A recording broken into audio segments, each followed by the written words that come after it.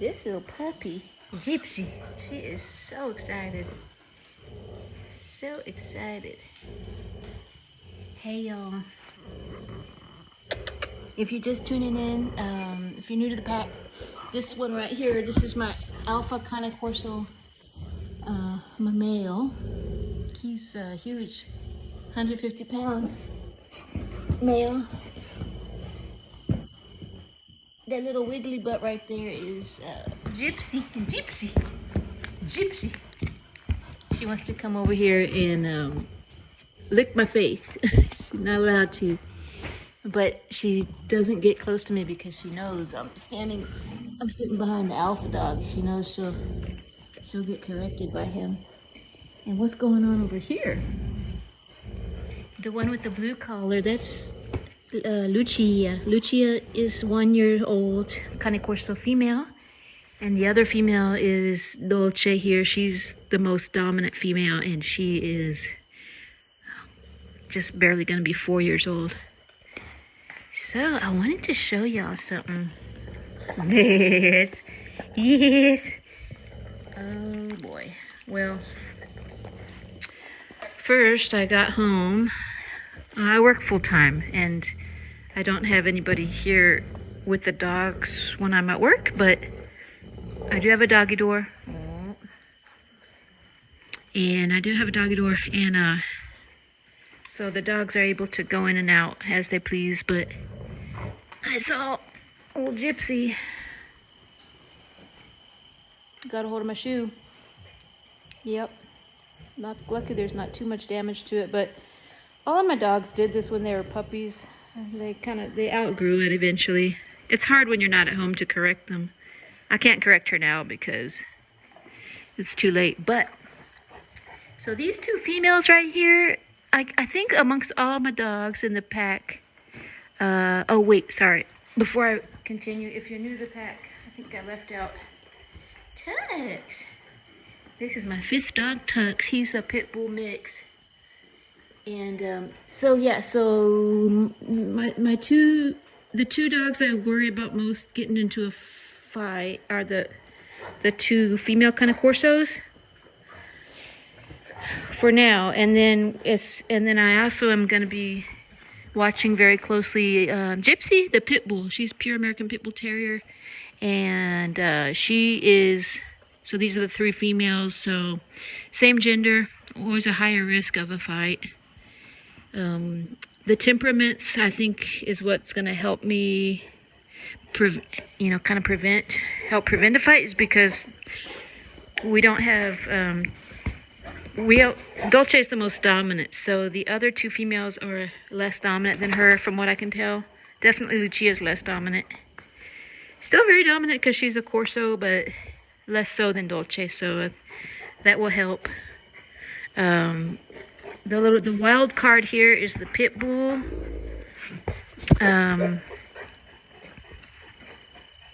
So she could grow up to become more and more dominant, but from what I can tell, she's okay so far she's kind of a moderate. Well, anyway, what I wanted to show y'all is, oh, look at them going at it.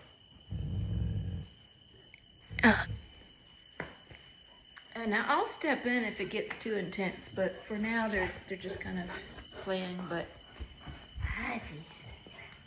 Sorry, 1 second here. I'm boiling water for my bath because my water heater went out. The wires burned, and so let me turn that off. Where is it at? Oh yeah, let me show you something that I got. Well, first I got. This is my one of my lines of defense in case there is ever a fight that develops. This is a taser, so it looks like a flashlight. It also is a flashlight, but one of the buttons, the little round button, if I press that will elicit a shock. Lucia. Good sit, baby. Good sit. She thinks this is a treat for her. See, I don't press the shock button because I want it to truly be shock and awe. I want it to be a surprise, so that would hopefully distract them if there ever is a real fight. Knock on wood. There has never been a real fight. Dolce. But yeah, y'all, Gypsy. Yeah. So what I want to show you is this other thing that I got. This is, I alluded to this on a previous video. This is a cattle prod. And see the two little prongs that come out of it. That's where the shock comes out of. And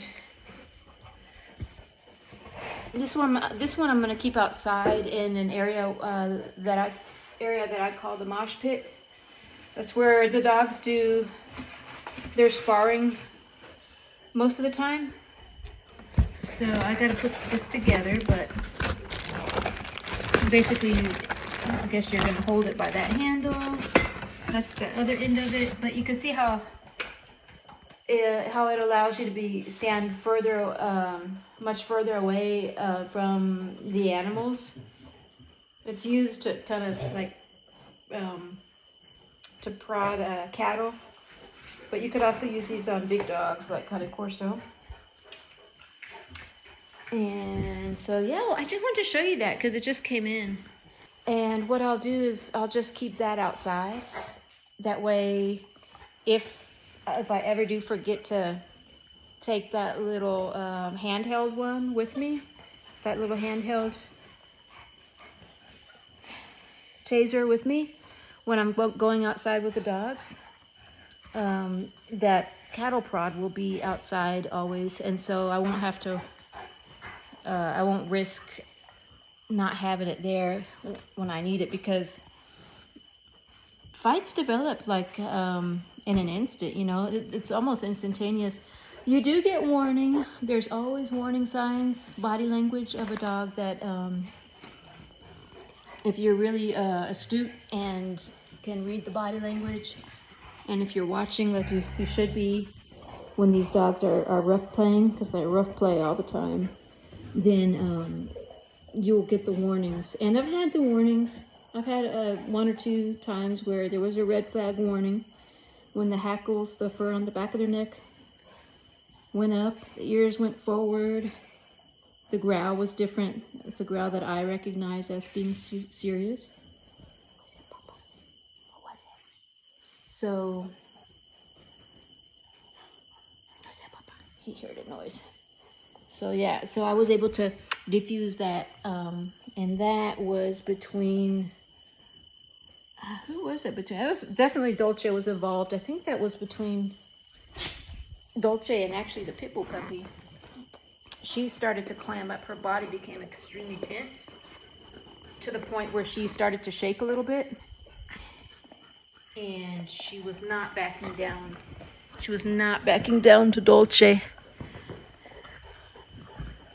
So I had to quickly diffuse that, but I mean, she's still a puppy, so you know, it's less dangerous when she's a puppy, but when she starts to become fully developed, and she's solid muscle, y'all, even as a puppy, she's going to be just super shredded. But so yeah, really that's my greatest risk, is between the females. So yeah, just wanted to show you that how I plan to oh, isn't that sweet? How I plan to prepare myself to break up a fight if God forbid one ever did break out. Look at these three girls. And you see right now, you know, because someone asked me, why don't you take the toy or the chew or whatever it is, the bone, away from them? Part of it is I want them. Part of it is it's the same logic of why I feed them together. If you notice, and I've done videos on this, I will purposefully feed my Cane Corso, all of my dogs, next to each other, even the raw meat. And I've done that ever since they were puppies. Look at his feet. So cute. Get those feet. So I've done that since they were puppies because I want them to get used to being amicable, being next to each other with a high value item and not feeling like they have to fight for it. So if they each have their own food bowl, they know there's plenty of food, they're gonna get theirs, they don't have to fight for it. Same thing with the see that y'all? Now that's a very high value item. I don't know if you can see that. Very high value item. That's a raw bone with a little bit of meat on it. That's a beef neck bone. And see how the two of them, see what Lucia's doing is she's slowly inching toward it. But yeah, so let's see. Now Dolce claimed it, and Lucia let her. Lucia didn't try to put up a fight.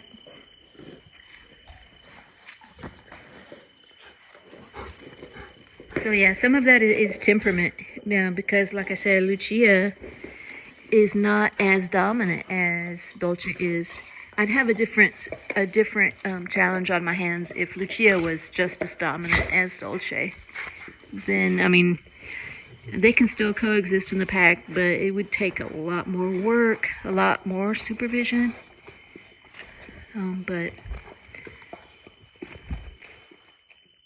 But yeah, I do step in when it gets really intense and when I just need to diffuse the energy level and take it down a couple notches. But yeah, that's the. I don't know if I ever answered the question from someone that commented on that and asked, why do you still let them have high value items?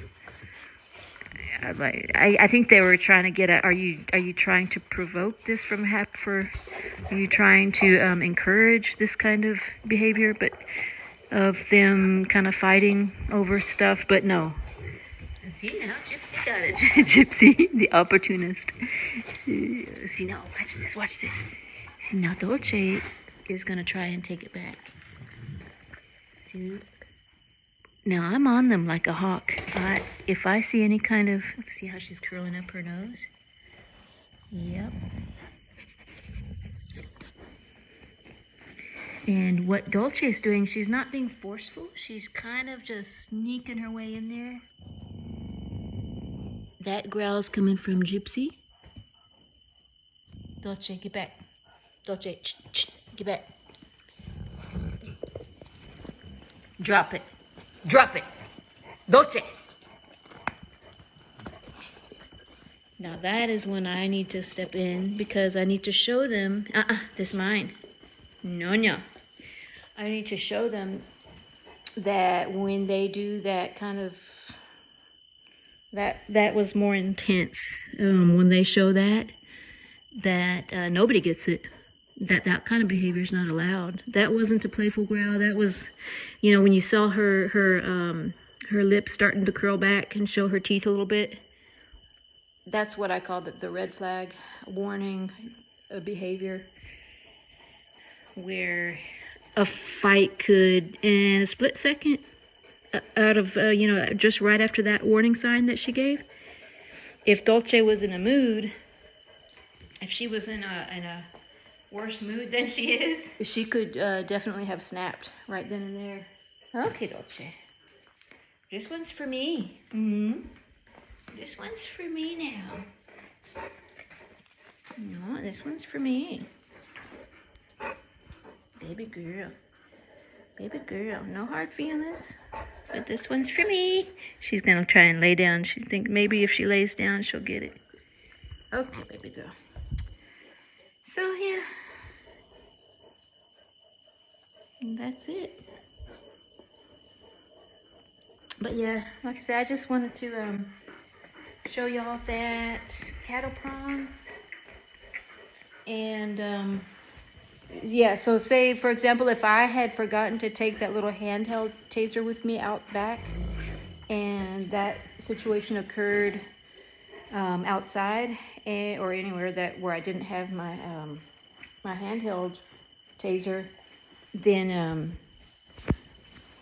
I'd be in a bind because I wouldn't have anything on me at the ready when I might need it more immediately. Yes, my papa. It's late, y'all. Long day, and I gotta get up super early. I think I'm gonna wake up at 4. I usually take my shower in the morning. I'm taking a hot bath now because I don't have the hot water heater. And I'm gonna have to boil several pans of water to get the temperature to fill up the bath. So I think I'm just gonna do all that tonight, so it'll save time in the morning. Use my papa. And then yeah, see these two, they play. Dolce wants to get in on it. And now that's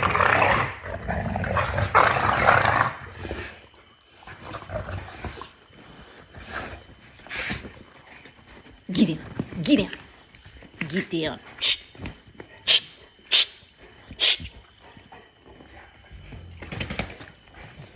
No. Oh, did y'all hear that? No. Gypsy. She's like, what? What'd I do? That was bad.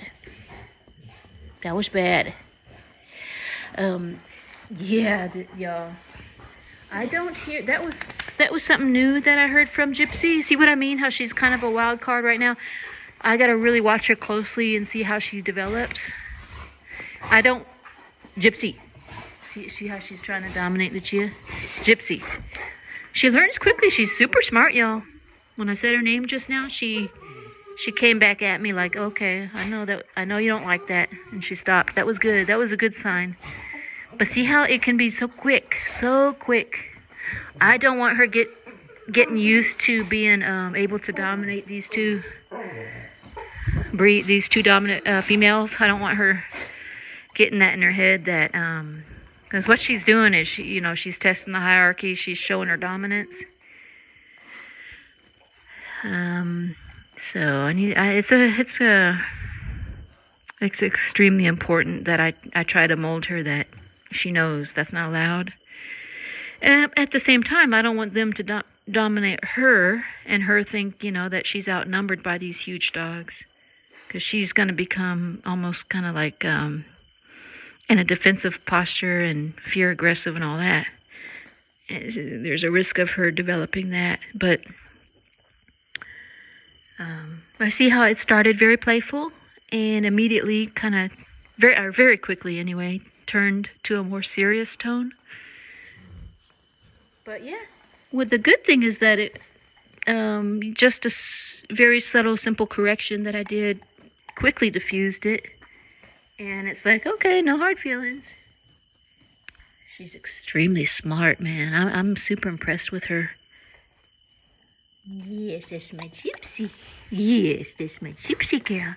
She's a good dog. She's a very good dog. I'm liking her. Oh. That was a kind of a more playful. She's usually, I would say 99% of the time just playful, amicable. Let's see if she'll remember. I think this is more playing. Where you can hear Lucia. Ooh, she does that. That's playful. And so it's a fine line again because with Gypsy, Lucia will pin her down a lot, being playful. So, she's up against this very powerful, even in play. Ooh, now this is interesting. Someone mentioned, and I think you may be right, whoever that was, it's almost as if Gypsy's trying to protect Lucia, stand up for Lucia against Dolce. See how Gypsy's kind of looking to the side and looking back. She's kind of in a defensive posture here. Now these two are playing. Like I said, I know my dog's growls. If it's an intense growl, like it was earlier when I put her in submissive posture, that was an intense growl and not a playful. And then that most recent one you heard, that's more of a playful growl. See how Dolce's on her back. She's in no way trying to be serious right now. She's just playing. Yes, my good girl. That's my good girl. Super critical, y'all. Very critical stage in her development, in Gypsy's development. And if I'm not on it consistently and watching her so that I can correct her at the right time, she could go, she could develop in the wrong way, you know. So, Gypsy. I'm trying to distract her so she can kind of lighten up a little bit. Gypsy, my girl. That's my Gypsy girl. Oh, that's my Gypsy girl. Yes. Yes. Yes, pretty girl. That's my pretty girl. Yes. That's my pretty girl. All right, y'all. Well, I'm actually, by the time I post this video, it'll be the next day. I actually have to do a few edits on the video that I made this morning for y'all. And after I do that, I'm going to feed the dogs and spend a little more time with them. And then start getting ready to head to bed early so I can get up early. I got to get up at 4 in the morning. Ugh. Oh, don't you hear something? What was it? What was it, Oz? What was it? Usually if Ozzy's not concerned, I'm usually not too concerned either. Dolce is more,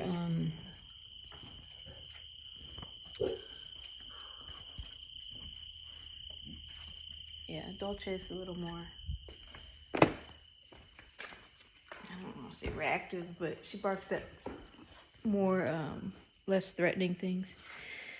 All right, y'all, well, I will see y'all in the next one. Thanks for watching, everybody, and hope y'all having a good night, and we'll see you on the next one. Hey, Papa. You sleepy boy. Are you sleepy boy? Don't go to sleep. Bye, y'all. Yes, my Papa. Yes, my Papa.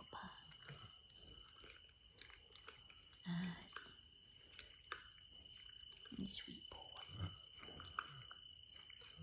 Sweet boy.